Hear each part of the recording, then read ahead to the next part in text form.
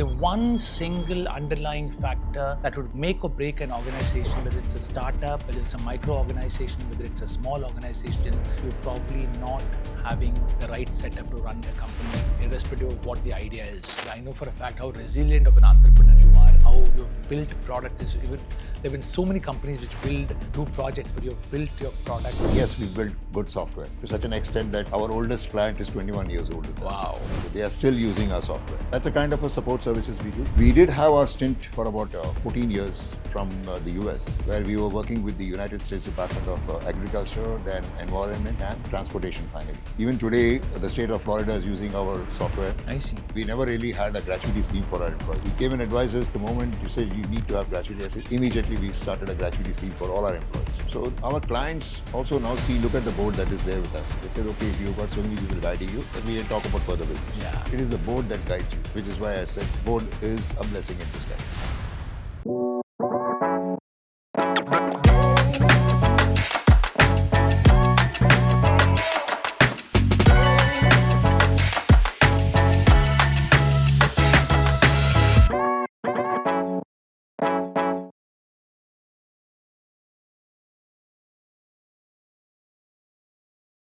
Hi, wonderful, wonderful business owners and MSMEs. Another episode of this amazing journey on the relevance of the governance edge. Like I said last time, over the last year when we had this sessions with entrepreneurs on Entrepreneurship Unplugged, what came out was the one single underlying factor that would make or even break, sorry to say they use the word break, which I don't like to use, but that's how it is, make or break an organization, whether it's a startup, whether it's a micro organization, whether it's a small organization, whether it's a medium organization, is the importance of having a board that enables governance to make sure that the process and the path is so amazingly followed in a very diligent manner. That's so important that it is almost saying that if you don't have a board, you're probably not having the right setup to run the company, irrespective of what the idea is. So with that, welcome aboard to another exciting Phoenix-like session. And it's my pleasure and honor to say hi and good afternoon and good evening and good morning, whenever time you're watching this show, to Ravi Shekhar Krishnaswamy, the founder of Phoenix SoftNet. And you know what? He's celebrating his 25th, silver jubilee, should I call, of your organization. Ravi, welcome on the show. It's a pleasure and honor. It's an amazing experience. Yes, definitely talk about the journey so far, especially the subject that you have chosen as board governance. Yes, it's been a wonderful journey. So let's talk about it. Thank you so much, Ravi. That really is making it so affirmative. So tell me, Ravi, as Phoenix SoftNet, as a company that you built up, 25 years is a long time. And I know for a fact how resilient of an entrepreneur you are, how you've built products. There have been so many companies which do projects, but you've built your product. And I'm going to ask you something about the products that you've developed, primarily in the BFSI or in the banking and NBFC space. But before that, let me ask you, have you felt the need of addressing your journey of your company to a board in some form or the other? Have you gone the board governance route in your own enterprise over the last 25 years? It might not be through the 25 years, it might be in phases, but has that been an experience that you have had? Yeah, let me begin by telling you, when we started off way back in 2001, so we were just a small private limited company. And it was more like a family-owned business because a very close friend of mine was also a distant relative, and two of us were the founding directors of this company.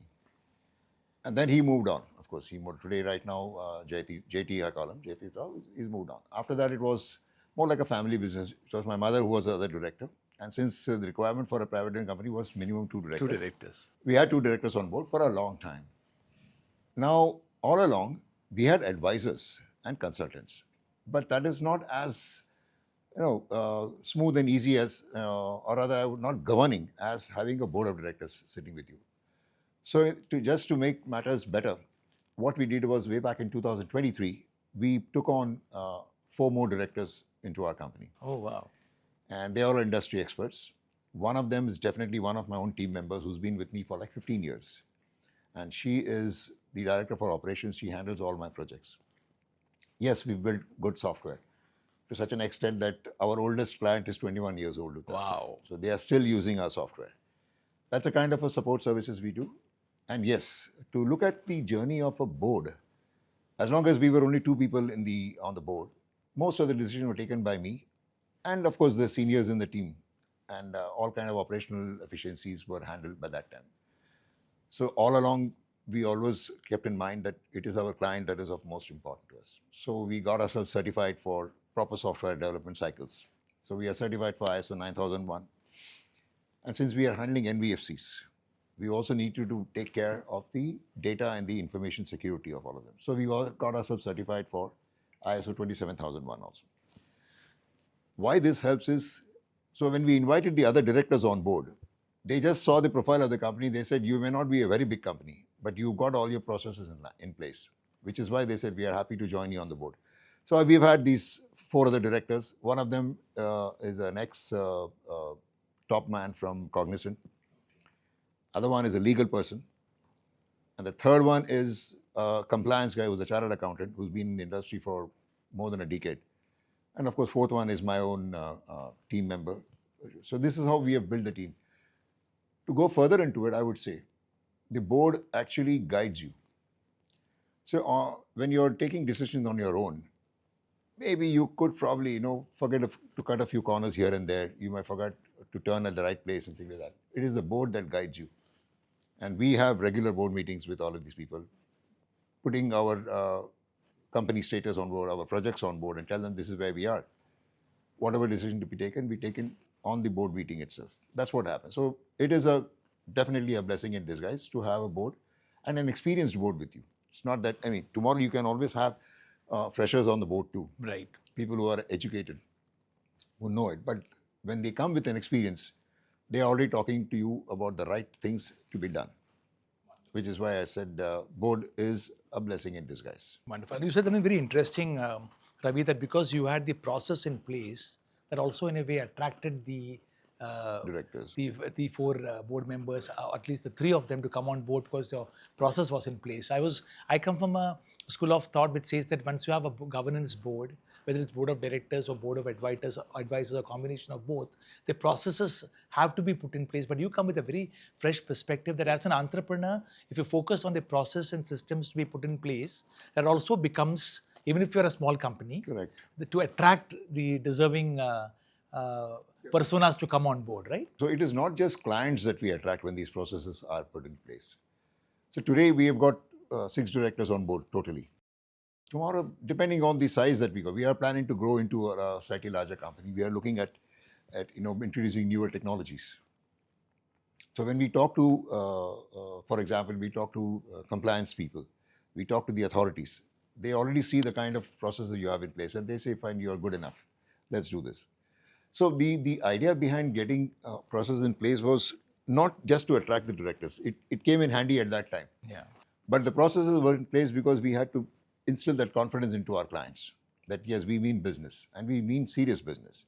We may be small, MSME. We've been an MSME for like 25 years, and I'm glad I've survived in this industry. One of my clients said that if you have survived in the industry for 25 years, you are good to go. Absolutely. That's exactly how you're large. Yeah, that's how. Size does matter to some extent, but there are a lot of people I've seen who have been very big in size, but they have floundered over the end. So once size becomes too much, then you are not able to probably, control things the way you want. Maneuver it the way you want to. That's exactly what I mean. Not that I would love to be 3 times or 4 times the size that we are today, but let's see. So we have Nandan Nilangani in the making. I wouldn't want to be there. Ravishekar in the making. Yeah, that is okay. That's original. I'd like to be known as a person, who did good. That's all. So nice. That's so much you, Ravi. I know you as a buddy and a friend. That's so much you when you say that, and that's a lot of humility and responsibility which you say this, because I'm sure that would inspire a lot of startups and entrepreneurs to get that so-called humility acumen, if I can use the word. Tell me, you mentioned about NBFCs as one of your clients. So tell me more about Phoenix SoftNet. What do you do? What do you address? Is it Indian, global? Something about your company? Both ways, I would say. So we started off by getting this big break in a large NBFC who still are our clients. And so were you always an entrepreneur? Or, or you? No. I before 2001, or rather before 2001 and 2, I used to be a customer quality service customer superintendent with the Air India. Okay. So, and I, of course, So there also you're in a public sector undertaking. I was in public sector undertaking, but I was also part of the entire computerized reservations, computerized booking, computerized check-in team. So that is where the passion for computers came in. I see. Of course, way back in college, I mean, I'm a product of computer engineering itself, though I'm not an engineer myself, but we had computer courses as our optional way back in college. Now, coming back to what we did. So the point was of getting into this was the first big break that we got when our current clients also, they had to move away from a software which was actually strangling them.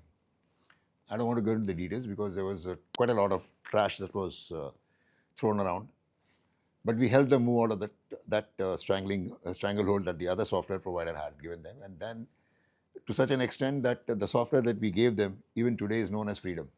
I see. That is why they own the software. Literally. We handed over everything to them, but we built it for them from scratch. And that is what gave us the confidence that yes, we can survive in this. So after that, we picked up our clients along the way, and we built systems in such a way that there are no loopholes, there are no gaps.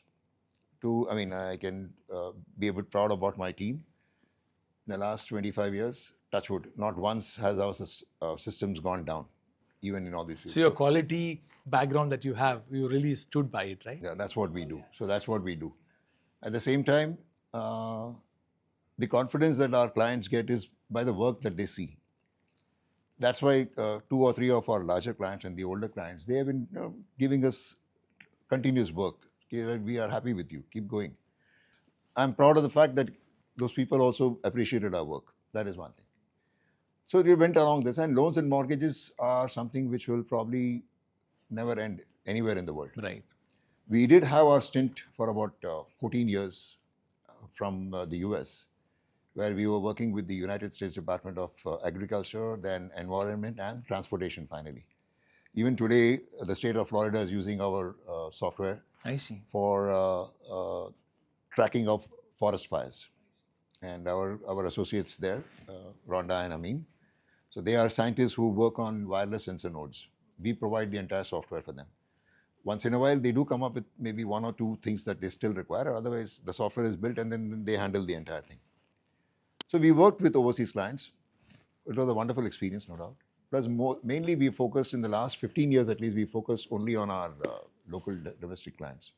In the area of NBFCs? Loans and mortgages. Mainly loans and mortgages, that's what we have. So we have tried and tested software for this. We have software for ARCs. ARCs are asset reconstruction companies. Right.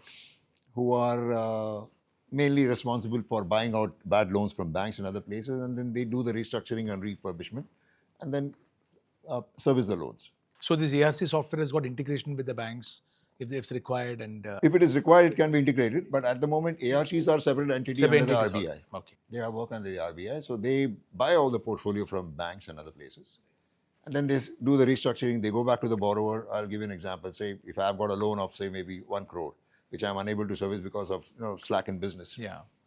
And including the interest, it goes to 2 crores, and they'll come to me and say, okay, we'll do a restructuring for you. Okay, you can do either a one-time settlement or you can do a multi-year settlement, saying, okay, I'll repay the whole thing in about 5 years' time. So the so-called getting into bad debts is handled by the ARCs? Then the ARCs do the rest of the business. So the ARCs are unable to find a settlement with the borrower. Then they use our auction platform. We have a well-matured online auction platform, which a couple of our clients are using, and they have sold thousands of crores of properties of that.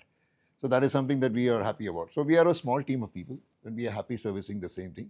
So we didn't want to digress into something else. So we are focused mainly on loans and mortgages. That's where so the core management system, the core execution system, or the core IT system, MI system for ARCs is run by your software? Yes. So we have a couple of competitors now, but for the last 8 to 9 years, we were the solo into the hunting ground. So we're doing all right. Now we have got competitors. Now we've got to pull up our sleeves and get better. Right. So we are introducing more and more AI technology into it. That's what we are doing. Very interesting. So tell me, when you speak about asset reconstruction, you spoke about the how board governance or the board directorship has kind of taken it forward. Have you felt that 2023, when you had the board constituted or reconstituted with the 6 directors now, did it give you a momentum? Did it give it a sense of direction in terms of what you would not have thought so prior to the board? And when the board happened, you as Ravi, the entrepreneur in the cockpit, did it give you a sense of direction which you are now taking your company forward? Yeah, exactly. I can tell you that definitely, because especially the help has come in from two of our directors who have been a part of a board elsewhere too, and they have been larger corporates. So now we know for sure where we stand, since we are also looking at integrating with other larger entities. That is one of the things that we are looking at. So we have been guiding, they have been guided on that. One of the other directors who has come in with compliance and other things, he has seen that all our systems are pretty much all right. So he has introduced a few more things. Like all these years, we never really had a gratuity scheme for our employees. So we had all the kind of benefits. He came and advised us the moment he said you need to have gratuity. I said immediately we started a gratuity scheme for all our employees. That is something that we have done, which has definitely benefited us. And he also, this gentleman also keeps guiding us as to how things are to be done. So there are lots of things, small things that we probably may have thought about, we don't do it. But our auditing... We postpone it for tomorrow. Yeah, we always thought, okay, let's do this later. Yeah, but yeah. Immediately, the moment he advises, we say, yes, that's the right thing to do, let's go ahead. So it has definitely helped. You haven't felt at any point that... this is probably for the younger audience, not to say that you're older, you're the golden boy of the industry and inspiring us. But I want to ask you, has it felt at some point of time that a board in a way restricts a business owner or throttles the entrepreneurial freedom? No. A board, at least our board, and I think it's true for a lot of other people also, the board can never be a stumbling block. The board is the one who actually guides you. I got you. That is something which is an advantage, that you have experienced people on board. They come in to see that you are already doing all right. They just make sure that you don't stray anywhere. Wonderful. Very well put. Very important. Yeah. They make sure that thing. Plus, they also give you guidance. One is, of course, for your succession. Second thing is sustainability. They see that you are around for 25 years. One of the board of directors said, you are good for 25 years. Now let's get good for another 25 years. So governance ensures that the company outlives the founder. That is something that my experience tells with these people. So we are preparing the company in such a way that the company lasts another 25 years. I may not, but that's fine. That's how it goes. So nice. So wonderfully said by the master himself. The board really enables a business owner not to stray from the path of the company which has been set across. That's so simple but very profound. Thank you, Ravi, for that perspective. I want to also I'm tempted to, though it's not really in tangent with what in sync with what you do in your boards, but you spoke about assets. Do you think it's a good idea to speak about assets, whether it's intangible or tangible asset? Tangible asset obviously gets accounted for in the balance sheet and the review of the books, but intangible assets like people, like goodwill, like customer satisfaction, aren't these aspects a good point to be discussed in the board agenda? Is it a must, or is it like, if it happens, because today I think goodwill is such an important aspect. Absolutely right. You're absolutely right. So the goodwill is understood by the client. They tell you what you're doing is good. So, I can give you an example. 2 years back, as soon as this board came on board, they said, why don't you do a valuation for your company? So we did a valuation for our company. And we realized that we never realized that our entire company with its entire journey can be valued at so much. The kind of plans that we have for the next 5 years or so. That is when one of the board of directors said, you have never really counted your blessings. Now, goodwill is something that the client gives you. It's created by your team. At no point has it happened with us that I stand forward and I take credit for what has happened. I said, it's always my team which does it. So as long as you support your team and you treat them well, it works. I remember when you said one of your team members have become the director. Director. You don't use the word employee. She's been with me for like 15 years. Wonderful. My oldest engineer is also with me for like 20, 21 years now. So he says, sir, I'm happy. I'm In happy IT doing what I'm industry, doing. hearing this is like, As in IT industry, it really is. Of course, so the average age somebody spends with our company has been about 12 years now. So there are 2 or 3 people who are just completing their 10th year with us. So we work as a family. There are some hopers who come and they move on immediately. They learn what they have to learn and they move on. But we send them with blessing. but that's fewer. Exactly. Than, yeah. But then they go and speak good about it. They speak good about our company. You can see them on LinkedIn, other places. They are at different higher places, but they still say, keys. What we have learned is thanks to Phoenix. That is the goodwill that we have created in the market. And that's really will be helpful, however and wherever it goes. We have a reckoning in the market, no doubt, as far as taking on businesses or anything else is concerned.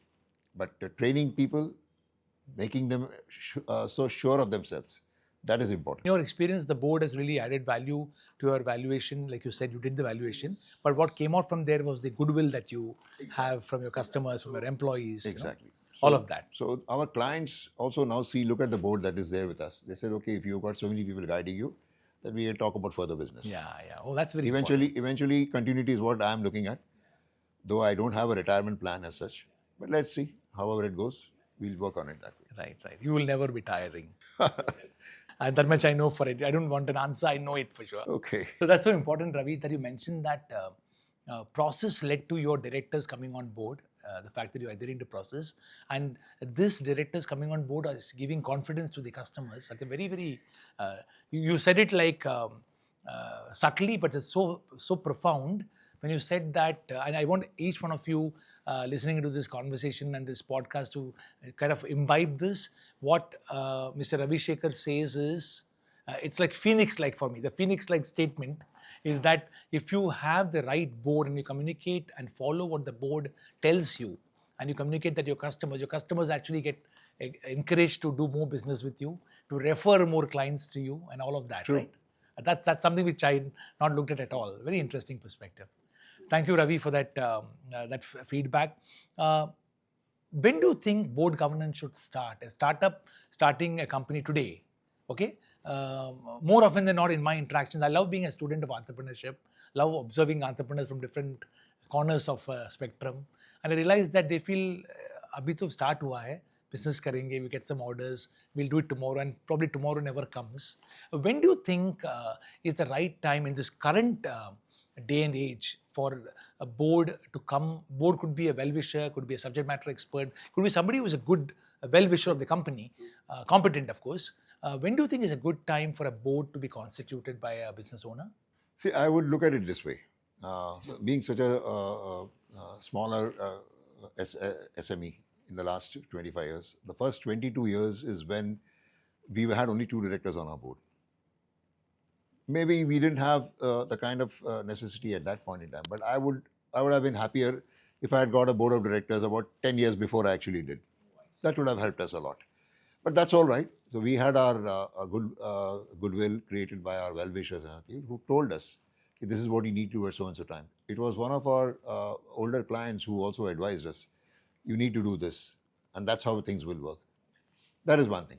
But I would say any new company, startup company that's coming up now, if the first 2 years you can put your entire roadmap into place, then you need your board. So you would say give a 2-year runway. Start your business, set up the foundations. Whether you achieved your targets or not doesn't matter. Set up your business. Make sure that, like you said, make sure your processes are in place. First of all, you should have proper feedback from at every stage. That is what helps. Your team should be comfortable with what you are doing. Then the board comes in. I would look at it that way. Yes, it will be nice to have a board right from day one, but that's all right. 2 years down the line, once your foundations are set, then you get the board onto the chain. In a way, I think the entrepreneur also gets to value the board when they look at the 2-year run. They feel the value of what a board brings. So you can present yourself better. Yeah. Well, that's what will happen. That is what will happen. Very interesting. So, Ravi, any other message you would like to give the MSMEs or startup founders from a board governance perspective? For example, periodicity of board meetings. Do you think once a month would be a good? Usually once a month. Agenda based. Yeah, agenda based. Even if you don't have much of an agenda, you need to give a feedback about the month's performance by the company to the board, so that they are in the loop as to what is happening exactly.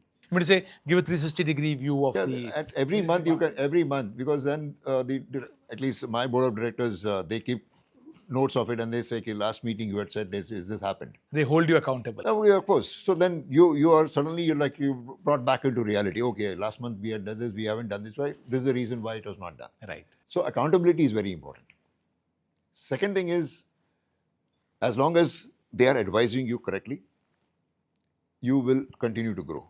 That is something that's very, very important. Otherwise, better not to have a larger board. Have one or two well-wishers who are on your board and who know the stuff. That is what I would look at. Who really care for you as an entrepreneur, but don't mince words to say what is right, what is wrong. Exactly. They're very Exactly. candid, but they're doing it for you. Exactly. Company comes first and automatically good for everybody. No, as long as the promoter or the founder of the company keeps believing that the company is going to be everything, not me, I think there's no way you can fail. But the other message that I'd like to give to anybody is, which is what I've always followed, they never give up. You have governance, you have sustainability, don't give up. Be at it. Be at it. Don't give up. Keep going at it, which is what we have done. We kept going. We've seen our ups, we've seen our downs. We've had a large team sitting in our office. We have a very small team sitting in our office, but then we've always bounced back. Wonderful. That's exactly how I would look at it. Superb. Thank you so much, Ravi. That's an amazingly famous statement to make. Phoenix, like I would say, the Phoenix founder tells very simple, extremely simple, but very profound, very, that's something which I've realized in this conversation with Ravi. When he mentioned simple words, all of them were so profound. It's going to add a lot of value to every single entrepreneur watching this episode. That be at it, have your board, follow what your board says, and be at it.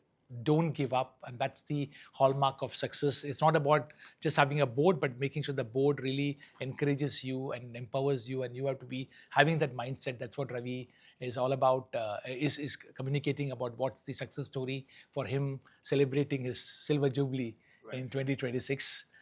Wishing you all the very best. Thank you very much. One last statement. Of course. One last statement. For anybody who's starting off business new, or maybe who's just building it up, I only look at it this way, which is what I've followed always. You take care of your team. That team will take care of your clients. And that will take care of your business. Super. Exactly what will happen. And somebody has walked the talk who's saying this, right? We do that. Yeah. So nice. Yeah. It is easier said than done, but it's so important to believe in that. And yeah. It's very, very important to make sure that your team is taken care of. Stand by your team at all odds. That's a lucky team at Phoenix SoftNet under Mr. Ravishekar. In his guidance to be having a team which are really believing in the cause. Correct. And moving forward, wishing you all the very best, Ravi. Thank you very much. I'm sure that you will be in the Economic Times. You will be on the Forbes. You will be in the Forbes cover page. Tathastu. So I'm not saying will you be. I'm saying you will be. Okay.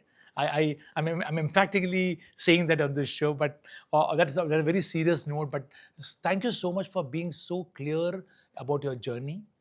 Thank you for being so clear that you are small, and it's fine to be small, but you built roots, you built process. Now you're ready to fly. It is not that you have to be uncomfortable being small, but you built the roots and you're ready to fly and really rise like the phoenix. Right. I'm wishing you all the very best, Ravi. Thank you very much for being on the show. Thanks a lot, Suresh. Really appreciate this. It's been a wonderful journey. Thank you very much, Ravi. Wonderful. Thank you for watching this podcast.